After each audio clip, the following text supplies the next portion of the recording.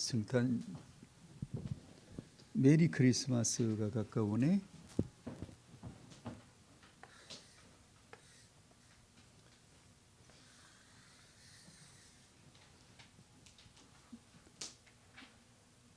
나는 누굴까? 나는 뭘까?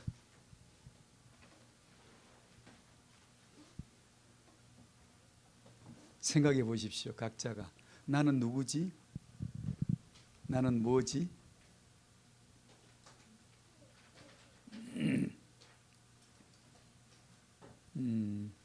어느 날 예수님이 제자들에게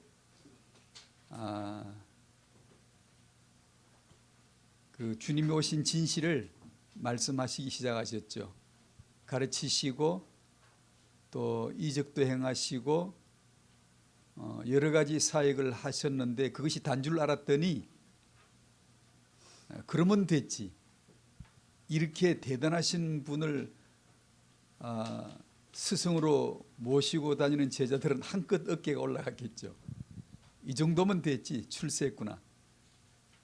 이거 우리 성공자의 대열에 선 거야. 이분만 계시면 되잖아.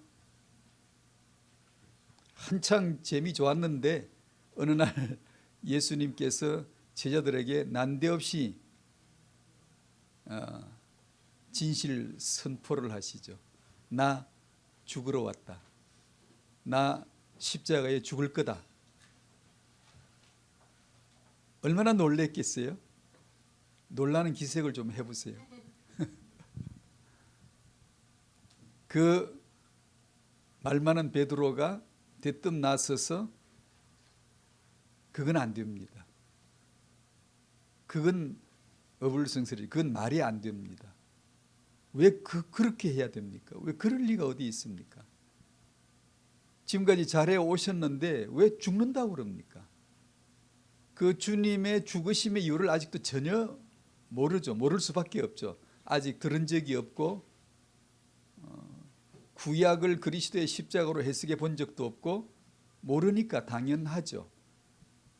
베드로는 예수님을 붙들고 항변하여 이르되, 그 항변은 책망하다, 훈계하다, 꾸짖다, 나무래다는 뜻이거든요. 그러시면 안 됩니다. 그런 말은 하는 게 아니에요. 베드로가 자기도 모르는 새에 주님의 십자가를 저항했습니다.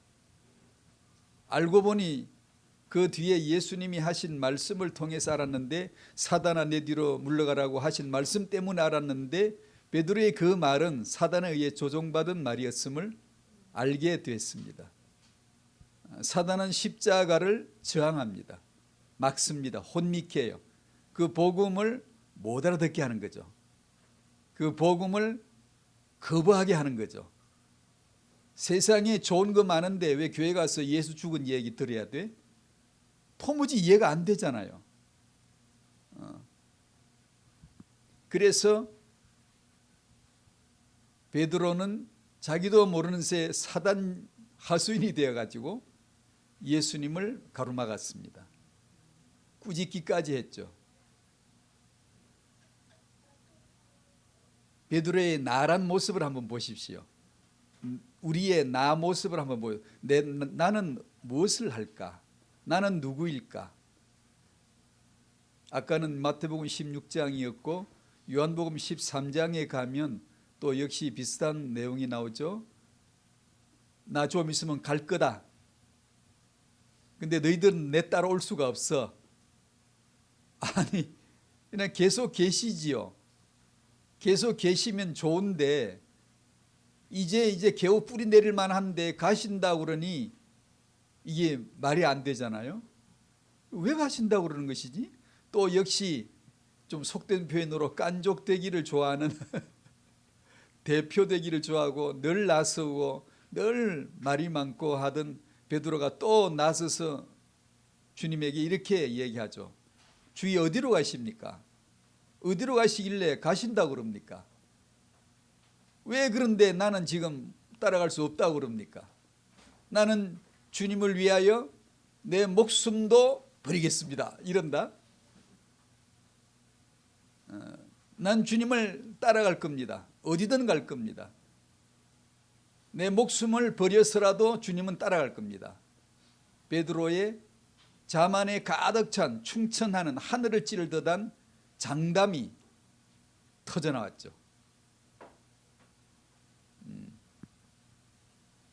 그때 예수님 대답하신 말씀 아시죠? 베드로야, 네가 나를 위해 목숨을 버리겠다고? 아니지. 넌 목숨 버릴 나를 가로막고 네 목숨 구제하려고, 네 목숨 살려보겠다고, 네 목숨 살아나려고 날 3번이나 부인할 거야 라고 말씀해 주셨죠. 그분이 입에서 말씀이 나온 이상 말씀대로 될 날만 오겠죠. 될 시간표만 남았겠죠. 우리는 이제 그걸 알고 보지만 그때 당시의 상황은 참으로 긴박했고, 베드로는 모르고 살고 예수님은 아시고 사시고,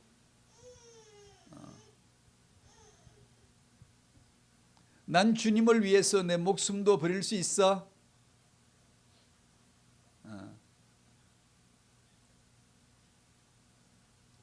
그러나 예수님 말씀은 네 목숨 살리고 싶어서 3번 날 모른다고 할 거야.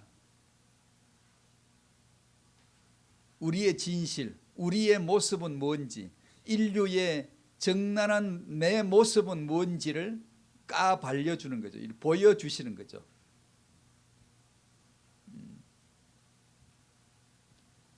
그래서 마태복음 26장에 예수님이 잡히셨고 신문당하실 적에 바로 고개를 들고 보면 눈과 눈이 마주칠 정도로 가까운 거리, 거기 베드로는 앉아서 예수님 보고 난 저런 자를 몰라,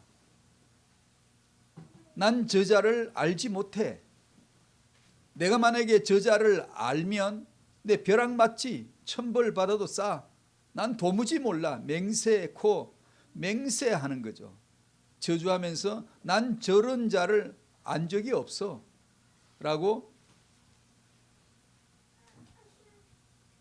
3번 부인하자 그 예수님이 말씀하셨던 그 수탉이 울었습니다. 이 닭이 울기 전에 네가 내 3번 나를 부인하리라 하셨잖아요. 그래서 베드로는 그 말씀하신 것이 생각이 나서 밖에 나가 대성통곡함으로 돌이켰죠. 후회했죠. 아니, 더 성경적으로 표현하면 베드로는 베드로 나름대로 회개했겠죠.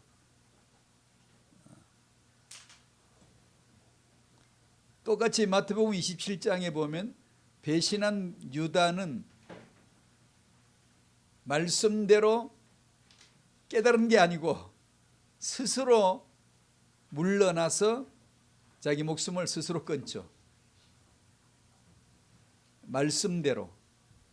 베드로는 말씀대로.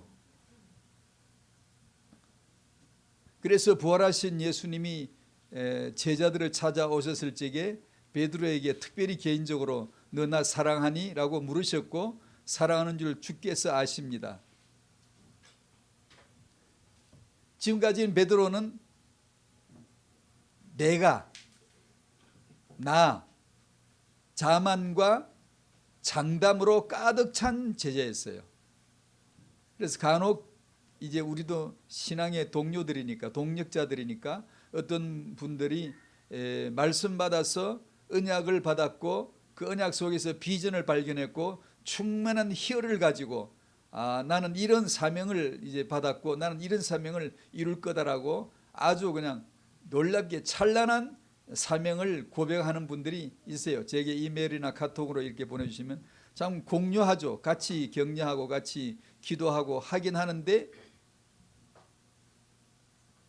이 말은 제가 하고 싶은데 못 해주죠. 우리가 진정한 사명자라면 우리 신앙의 여정에 뭐가 올까?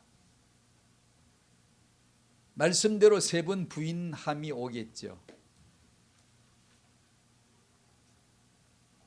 그 사람이 진정한 사명자라면 저 사람에게 세 번 주님을 부인하는 것이 곧 다가올 텐데 세 번 부인은 바닥을 때린 거죠. 더 이상 내려갈 데가 없는 거죠. 완전한 배신이죠.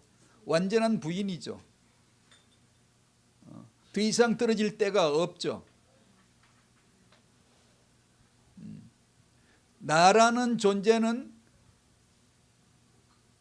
원래가 허상이었고 주체가 아니었고 내 말에 내가 책임질 주제가 못 되고 이 나라는 존재는 능력이 없는 실력이 없는 데 있는 것처럼 능력이 있는 것처럼 착각하고 살았던 거죠.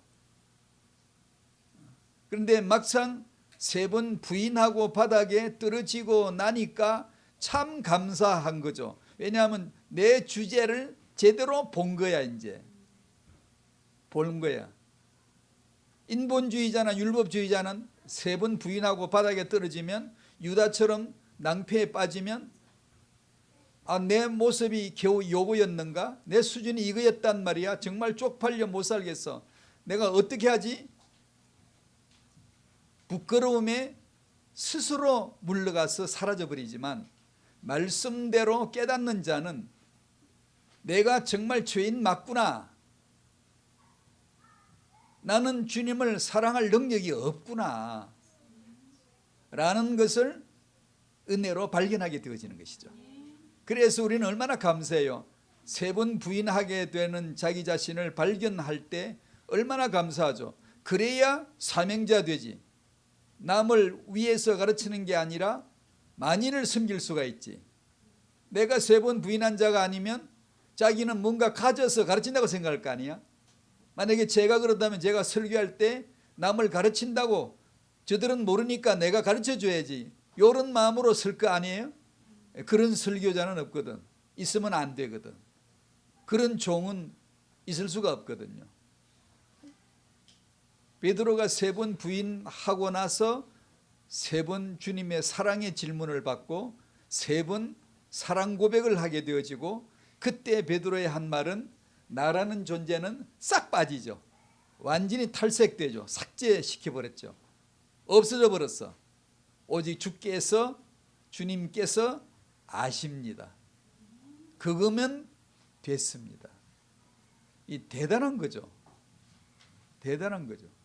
3년을 주님 따라다녀도 못 깨달았는데 세 번 부인하고 바닥에 처박히고 나서 드디어 깨달았어요.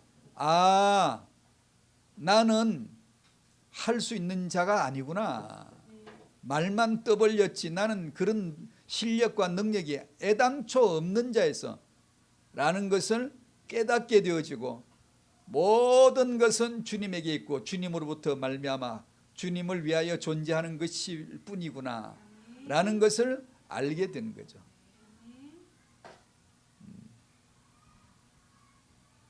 그래서 이제 제대로 전도자 사도의 자리로 회복 이상이죠.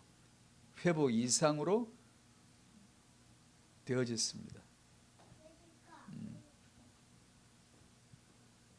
여러분이 성령으로 하나님 말씀으로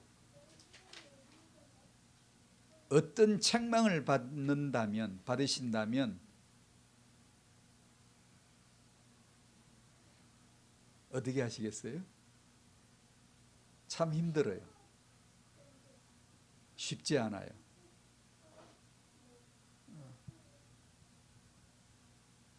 그때 나란 존재에 대해서 사실대로 그렇지 않은데 자기를 낮추는 겸손을 꾸미는 게 아니고 내가 낮춰주지 이게 아니고 사실대로 자신의 낮은 모습을 맞습니다. 나는 그런 수준이 맞습니다. 예 주님 맞습니다. 이렇게 하여서 기꺼이 자유롭게 기쁨으로 복종할 수 있는 자가 되어야 하는 거죠. 쉽지 않아요. 왜냐? 이 나는 창세기 3장에서 하나님이 된 존재이거든요. 하나님같이가 된 존재거든요. 난 하나님같이 살 거야. 라고 한 것이 나거든요. 나.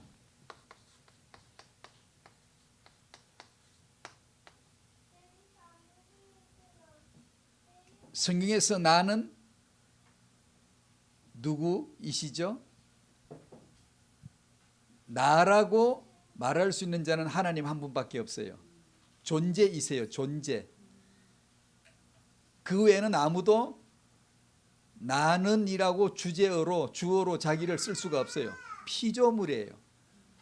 주님에 의해서 피조된 자 저입니다. 하나님에 의해서 존재가 된 최세윤입니다. 그리스도 안에서 제가 구원을 받았습니다 라고 말할 수 있는 자이지 대뜸 나는이라고 할 수가 없는 자예요. 출애굽기 3장 14절 생각나실 거예요. 하나님 이름 뭡니까? 그러니까 뭐라고 해야 됩니까? 모세가 질문하니 여호와께서 대답하시기를 나는 나다. 나는 스스로 있는 자다. 곧 나는 나다. 그 뜻이에요. 그 이름을 여러분이 아시는 대로 신약에 오면 누가 쓰시죠? 그 이름을 한 걸음도 망설임 없이 주저함이 없이 그 I am이란 이름을 예수님께서 그대로 쓰세요. 나는 선한 목자다. 나는 하늘에서 내려온 떡이다. 나는 길이요 진리요 생명이다 라고 구약에서 말씀하신 여호와 자기 이름을 신약에서 예수님이 그냥 그대로 쓰세요. 얼마나 놀라운 일이에요. 얼마나 놀라운 일이냐고.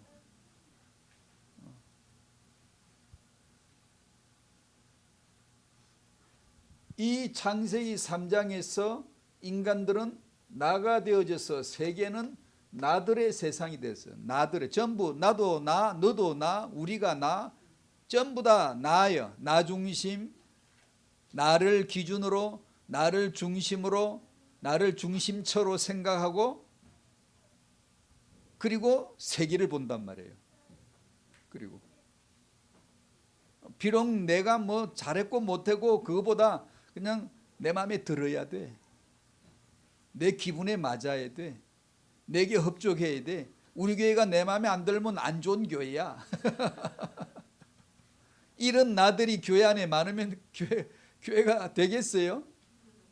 전부 다 자기가 주가 되어 있는데, 자기가 중심이 되어 있는데, 그게 어디서 왔죠? 창세기 3장 누구에게서 왔죠? 마귀에게서 왔죠. 우리는 어떻게 살죠? 그렇게 살고 싶은 욕망 가득한 채로 교회를 다니잖아요. 그러면서 하나님 말씀을 받아가면서 요놈을 하나씩 너 나와 너 나와 이렇게 속가는 체포해내죠. 아, 저 맞습니다. 제가 바로 그런 수준 맞습니다. 날마다 주님 부인하고 사는 거 보이시나요? 만약에 당신이 그걸 본다면 굉장히 성령 충만한 분이에요. 주님 사랑에 가까운 거예요. 그 말씀에서 멀어지면 안 보입니다. 그냥 나 중심만 보여요. 나 중심만 빛이 빼꼼하고 나머지는 깜깜해. 그냥 혼미한 가운데 그냥 사는 거예요. 그러나 말씀을 받고 성령이 임하시면 막 뭐라 그러세요. 생각이 하나 스쳐가도 뭐라고 잡아내세요. 그래서 여러분이 신앙생활을 더 주님과 가까이 사랑하는 관계로 하고 싶으면 마음의 그리낌도 살펴야 돼요. 그리끼는 마음조차도 예민하게 살펴서 사는 게 성도잖아요. 전혀 불신자이거나 아니면 그냥 마음대로 살고 싶은 사람들에게는 전혀 주목거리가 안 되는 것도 성령으로 사는 사람은 육체의 소욕이 스쳐 지나만 가도 이게 별로 기분이 안 좋아. 아이고 주여, 아이고 주여, 주여 이렇게. 그렇게 창세기 3장에서 하나님같이 되고 싶었던 나를 주님 앞에 부끄러운 내 모습을 하나씩 꺼내 보여드려야 돼요. 복종시켜드려야 돼요. 예, 그렇습니다. 저는 제 수준이 이렇습니다 라고 그럴 때 날마다 자기 십자가를 지게 되는 거예요. 그럴 때 하나님이 성령께서 아주 기뻐하시죠. 우리가 나 주를 위해 살 거예요, 나 하나님의 영광을 위해서 이걸 할 겁니다. 하나님은 이미 아시죠. 주께서 알고 계세요. 넌 날 3번 부인할 거야. 그래서 별로 좋은 화답 안 해주세요. 그러니 알았어. 그래. 가만 계시죠. 침묵하고 계시죠. 우리가 정말 제대로 신앙생활을 하려고 하고 접어들기 시작하면 내가 주님을 부인하고 있는 내 모습을 볼 수밖에 없어요.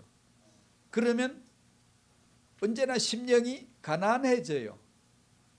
마음이 애통해져요. 의에 줄이고 목마른 자가 되고 그 말씀밖에 없어. 그 예수님의 은혜, 십자가의 은혜밖에 없어. 그 말씀대로 되는 거야. 말씀대로만 되는 거야 라고 하는 이런 신앙 고백이 처절한 내 실패의 경험 속에서 삐져나오는 거예요. 야, 조금씩. 신앙이 자라는 거예요. 그러면 교회와 소통되고 강단과 소통되고 언약과 소통되고 하나님의 마음이 소통이 되는 거예요. 나 뜻하고는 참 많이 달라요. 베드로는 이걸 깨닫기까지 오래 걸렸어요. 내가 할 겁니다. 내가 주님을 따라갈 겁니다. 내가 목숨을 바쳐서라도 주님을 따라갈 겁니다. 전부 다 이 나의 자만이었어요. 나의 장담이었어요. 그러다가 참 잘 됐죠. 3번 부인. 3번 주님을 부인한 거 참 잘 됐죠. 원래 죄가 없는데 그럴 본질이 없는데 3번 부인했으면 아유 큰일 났네. 안 할 짓을 한 거야. 어떻게 하지? 내 결심 새롭게 하고 단단히 마음먹고 다시는 부인하지 않아야 될 텐데 요렇게 자기 결심으로 스스로 결심으로 나가겠지만 말씀대로 떨어진 것을 율법 안에서 이미 우리는 죄인이거든요. 발견하게 되어지는 자에게는 내가 죄인됨을 발견하는 것이 은혜란 말이에요. 주여 전 죄인입니다 라고 하면 이제 죄 짓고 살지 않도록 주께서 도와주시는 거죠.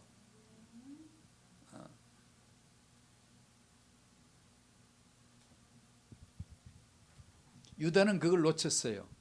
택자가 아니었던가 보죠. 스스로 깨달았어요.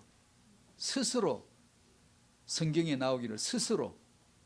베드로는 스스로 깨달은 게 아니에요. 말씀대로 이 말씀대로이구나 알고 주여 하고 통곡한 거죠.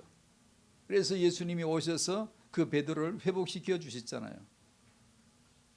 제가 오늘 이 아침에 이 서론을 가지고 나온 것은 뭐라고 해야 되나? 성탄절이 뭐냐 하면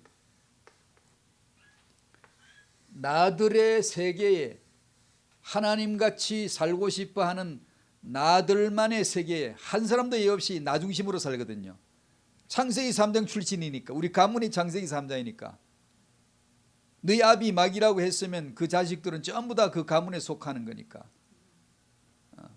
전부 다 나 중심으로 사는 일에 이 세계에 참되신 나 여호와 하나님이 육신이 되어서 오신 날이 성탄절이잖아요. 왜 그분이 육신으로 오셨지요? 십자가에 죽으러 오셨죠.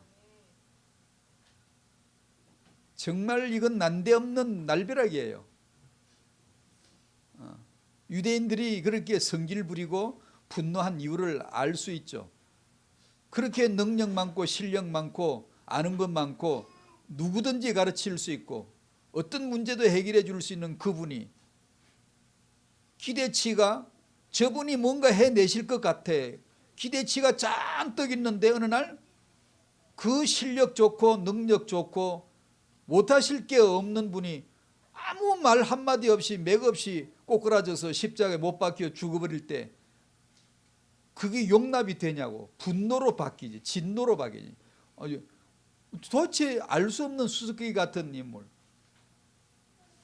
어떻게 저러고 주가 된다는 거야? 우리는 주가 된다는 말이 굉장히 능력이 있어야 돼. 활발해야 돼. 살아 있어야 되는데 난데없이 그분이 십자가에 죽어버리시니까 이게 이제 헷갈리는 거, 오해가 되는 거죠. 도무지 알 수 없는 하나님의 본성이 십자가의 복음이었다, 하나님의 비밀이 십자가의 복음이었다, 아무도 몰랐던 거예요. 아무도 몰랐던 거예요. 우리는 내 문제를 해결해 줄 자로 능력자를 찾았지 죽은 자를 찾은 적이 없거든. 그런데 어느 날 말씀이 들려오기를 십자가에 죽은 예수가 나의 구원자래, 구주래. 이 믿을 수 없는 사실을 앞에 어느 날 성령의 감동으로 말미암아 이 택한 자에게 믿음이 주어지니까 이게 안 믿을 건데 믿어지는 거죠.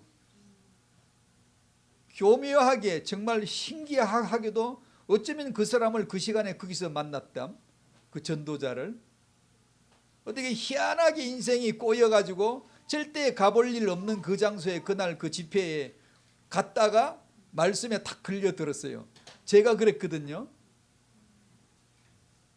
그날 그 집회에 안 갔으면 그건 상상할 수도 없죠. 그런데 어떻게 그게 갔지? 이해가 안 되는 거죠. 이해가 안 되는 스케줄, 이해가 안 되는 그런 말들, 말씀들, 이해가 안 되는 그 예수쟁이들.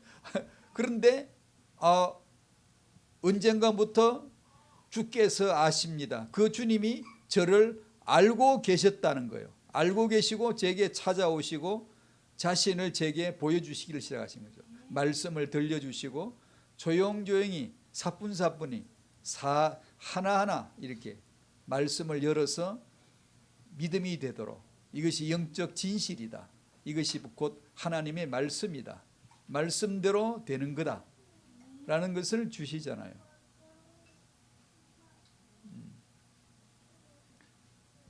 나는 예수님 뿐이세요.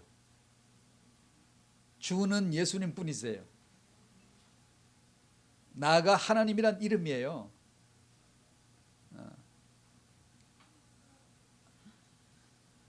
이 나는 예수님 뿐이세요. 그러므로 이 나를 참되신 예수님을 모시고 그 잇된 나를 부셔 나가야 돼요. 무너뜨려져야 돼요. 깨트려져야 돼요. 옛사람을 벗어야 돼요.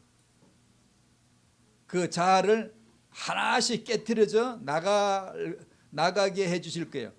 여러분이 말씀을 받으면. 히브리 4장 12절 찔러 쪼개고, 그죠?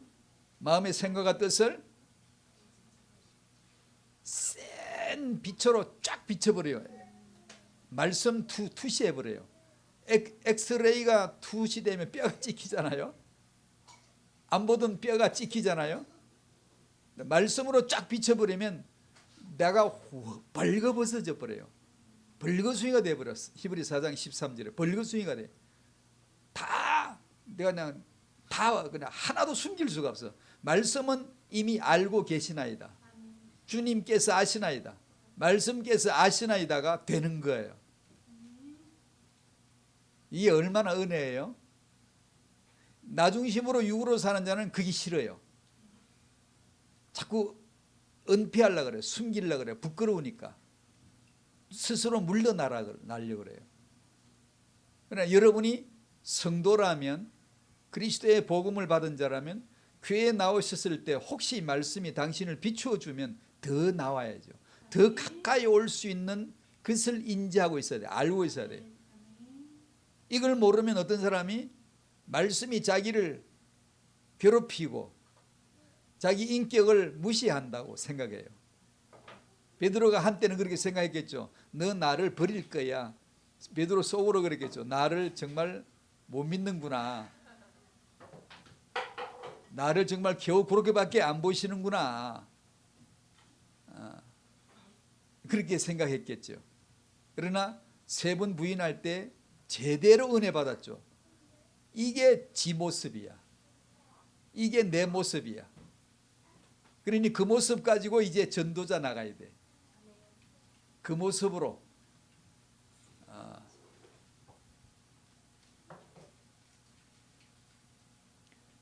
태영아 부모님들에게 오늘 제가 성탄절 특집 태영아 메시지입니다. 다른 게 아니고 당신 이 복음의 사람이 되셔야 돼. 하나님이신 그분이 육신을 입고 이 땅에 오신 것이 정말 감격스러워야 돼. 정말로 태영아 부모님, 임신부이시거나 생명을 낳아서 양육하는 그 부모된 자라면은 이 성탄의 비밀, 그리고 참된 나이신 이분을 모시려면 거짓된 내가 이게 쇠빙선이라 그러나 얼음 깨는 배처럼 그분이 지나가면 쩍쩍쩍쩍 갈라져. 이렇게 나라는 존재가 주저앉고 내려앉고 온유와 겸손으로 주저앉아 자꾸만 내려가야 돼. 예수의 생명을 얻은 우리는 예수의 성품을 날마다 경험해 가야 되거든요. 그걸 아는 부부, 나란 존재가 딱딱하거든요. 호두껍데기 마냥 뭐에다 놓고 이렇게 쬐게 눌러야 돼. 당신을 눌러줄 수 있는 상대가 남편이요, 아내요. 당신을 모르는 사람은 당신을 눌러줄 수가 없어요. 이렇게 탁 넣고 찍 깰 수가 없어요. 이 자아는 깨지지 않아요. 그러나 가까운 사람은 알거든.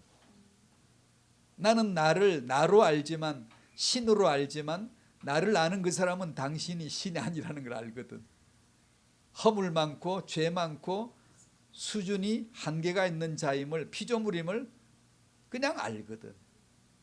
그래서 그 결혼한 부부 사이를 통해서 내가 깨어져 나가고 참된 나이신 예수 그리스도의 복음이 경험되어져야 될 가장 좋은 환경이 이 부부란 말이에요. 근데 부부 되고도 그걸 못 깨달으면 복음을 못 들은 거죠. 그러니까 부부 되고도 여러분이 그 복음을 잘 듣지 못하면 그냥 예수를 믿기는 믿는데 그 복음이 나를 깨트린 적이 별로 없는 거야. 깰라 그러면 성질나. 환경이 당신을 거슬리거들랑 싸우지 마시오. 당신 남편이 당신을 거슬리면 싸우지 마시오. 그게 맞기 때문이에요. 그 사람은 어떤 말로 어떤 자세로 했는지 모르지만 했을지라도 아무 상관없이 나는 그 말이 맞소. 나는. 그때 예 주님 맞습니다 하고 복종할 수 있는 것을 하나씩 하나씩 배워가는 것이 성탄절, 육신으로 오신 주님을 아는, 성탄절을 아는 성도라고. 그게 그래야지. 그래야 성탄절이지. 안 그러면 그냥 근거도 없이 뭣도 모르면서 성탄에 그냥 괜히 기분에 들떠만 있다고. 성탄절 예수님을 찬양하는 성도는 그분 앞에서 나는 죄인이라는 것을 말할 수 있는 자이고 오직 예수님만 그리스도요 그 안에만 완벽한 구원과 생명이 있음을 믿는 자, 그 자가 성탄절을 아는 거죠.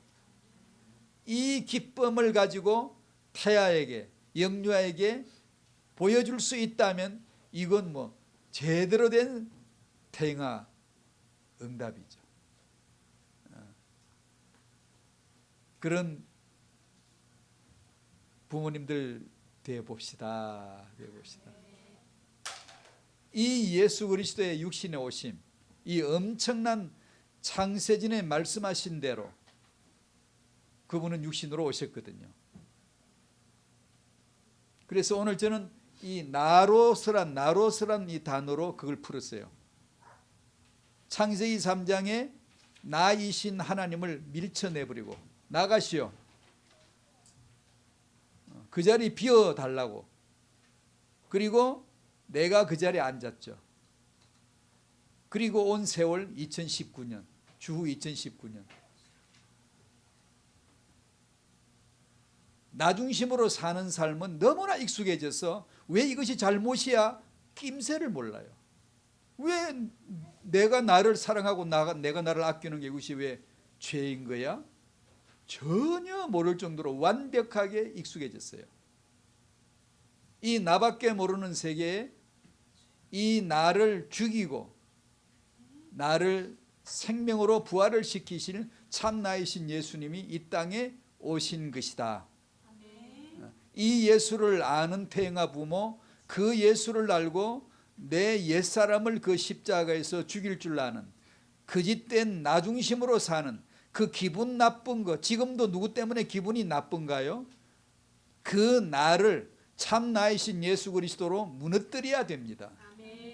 그것을 하나씩 하나씩. 힘들어요. 이 신앙생활은 그래서 영적 대가를 치르지 않으면 안 돼요. 그냥 되는 게 아니에요. 내가 무릎을 꿇어야 돼요. 그래서 하나씩 하나씩 이렇게, 그게 진정한 정복이에요. 진정한 정복. 그 예수 그리스도의 엄청난 그 놀라우신 하나님의 육신으로 오심을 위해서 지난주까지 지난주 나온 인물이 세례 요한이었죠. 세례 요한과 예수님이 6개월 텀으로 간격으로 이렇게 오버랩을 시켜줬죠. 세례 요한이 예수님 앞에, 복중의 요한이 복중의 예수님 앞에 만났다는 것은, 세례 요한이 예수님 앞에 왔다는 것은, 세례 요한은 구약의 마지막 선지자이니까, 율법과 선지자의 마지막이니까, 종결이니까 구약 39권이 예수님 앞에 딱 대기 온 거죠. 예수님 앞에 부복한 거나 마찬가지죠. 구약의 모든 선지자, 제사장, 왕들이 예수는 그리스도 하나 때문에 존재되었던 자들이니까, 이들이 전부 다 세례 요한이 예수님 앞에 서는 그 시간에 구약의 전부 다 모든 선지자들이 예수님 앞에 와서 당신은 주님이십니다, 하나님이십니다, 그리스도이십니다 라고 고백하는 것과 똑같은 거죠.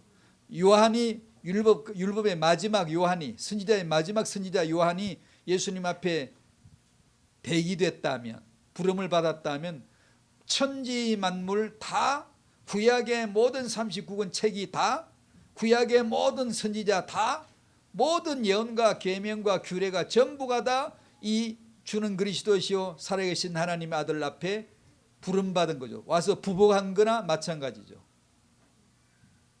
그 놀라우신 예수 그리스도, 그분을 아는 기쁨, 그분의 구원을 받은 기쁨, 감동이 여러분에게 살아있게 되기를 바라는 겁니다. 그것이 타영아 부모들과 나누고 싶었던 성탄절입니다. 누가복음 1장을 펴셔서 그 예수님이 이렇게 오셨다라고 하는 놀라운 기록을 남겨두셨어요. 나 하나님이신 그분이 이렇게 오셨다라고 기록을 남겨두셨죠. 그래서 우리는 한번 읽어봄으로, 길게 설명은 안 하겠지만 한번 읽어보는 시간이 되기를 바라는 겁니다. 지난번에는 세례 요한이 이렇게 왔구나, 구약의 마지막이 이렇게 예수님 앞에 나타났구나.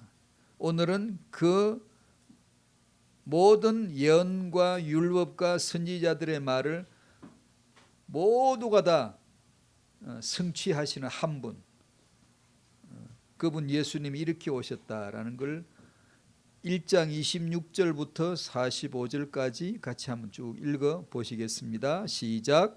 여섯째 달에 천사 가브리엘이 하나님의 보내심을 받아 갈릴리 나사렛이란 동네에 가서 다윗의 자손 요셉이라 하는 사람과 약혼한 처녀에게 이르니, 그 처녀의 이름은 마리아라. 그에게 들어가 이르되, 은혜를 받은 자여 평안할지어다, 주께서 너와 함께 하시도다 하니, 처녀가 그 말을 듣고 놀라 이런 인사가 어찌함인가 생각하매, 천사가 이르되, 마리아여 무서워하지 말라. 네가 하나님께 은혜를 입었느니라. 보라, 네가 잉태하여 아들을 낳으리니 그 이름을 예수라 하라. 그가 큰 자가 되고 지극히 높으신 이의 아들이라 일컬어질 것이요, 주 하나님께서 그 조상 다윗의 왕위를 그에게 주시리니 영원히 야곱의 집을 왕으로 다스리실 것이며 그 나라가 무궁하리라. 마리아가 천사에게 말하되, 나는 남자를 알지 못하니 어찌 이 일이 있으리까? 천사가 대답하여 이르되 성령이 내게 임하시고 지극히 높으신 이의 능력이 너를 덮으시리니 이러므로 나실 바 거룩한 이는 하나님의 아들이라 일컬어지리라. 보라, 내 친족 엘리사벳도 늙어서 아들을 배었느니라. 본래 임신하지 못한다고 알려지니가 이미 6달이 되었나니 대저 하나님의 모든 말씀은 능하지 못하심이 없느니라. 마리아가 이르되 주의 여종이오니 말씀대로 내게 이루어지이다 하매 천사가 떠나가니라. 이때에 마리아가 일어나 빨리 산골로 가서 유대 한 동네에 이르러 사가랴의 집에 들어가 엘리사벳에게 문안하니 엘리사벳이 마리아가 문안함을 들으매 아이가 복중에서 뛰노는지라. 엘리사벳이 성령의 충만함을 받아 큰 소리로 불러 이르되 여자 중에 네가 복이 있으며 내 태중의 아이도 복이 있도다. 내 주의 어머니가 내게 나오니 이 어찌된 일인가? 보라, 네 문안하는 소리가 내 귀에 들릴 때에 아이가 내 복중에서 기쁨으로 뛰놀았도다.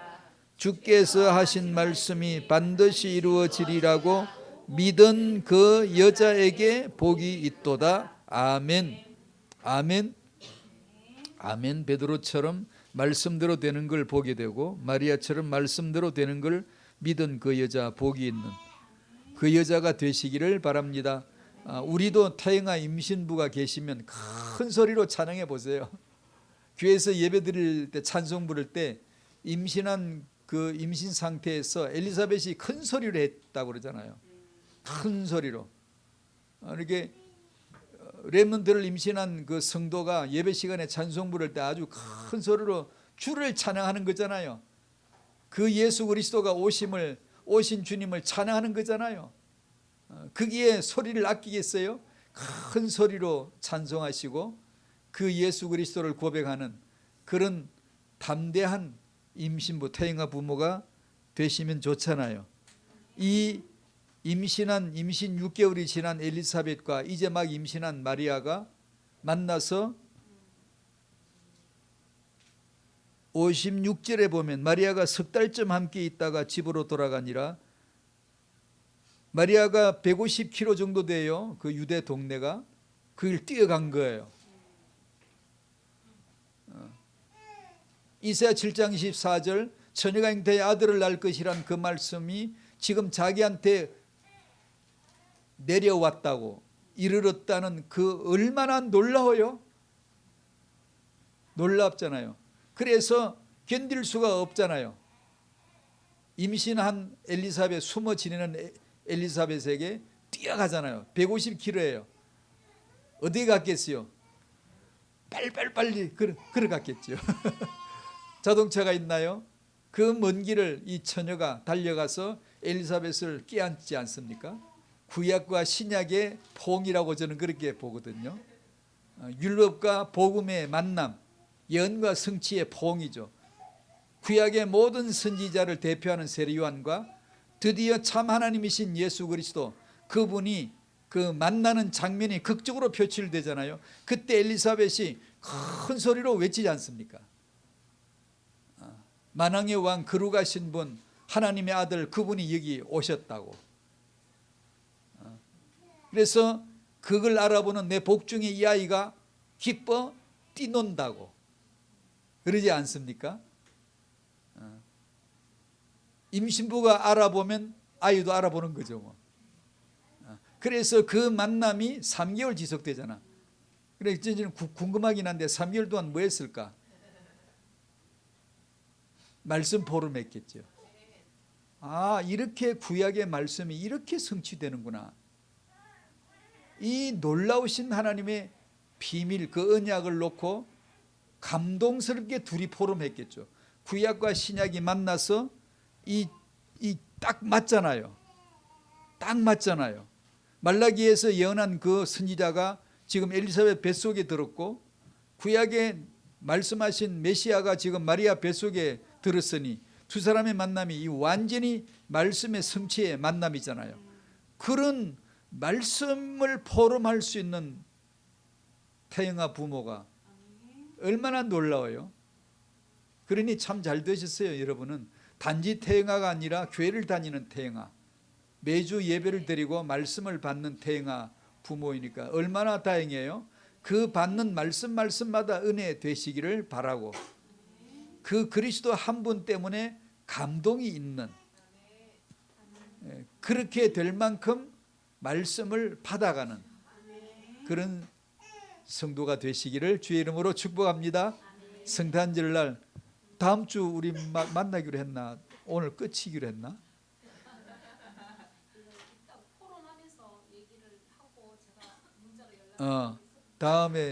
다음 주일에 혹시 못 만난다면 다음에 만날 때까지 안녕.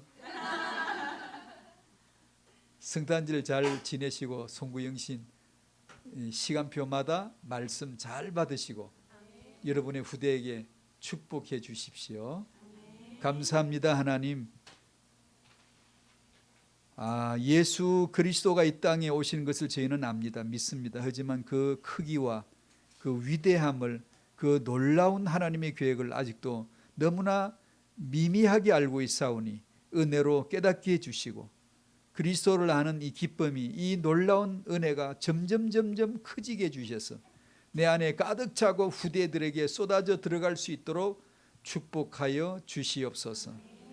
예수님의 이름으로 기도하옵나이다. 아멘.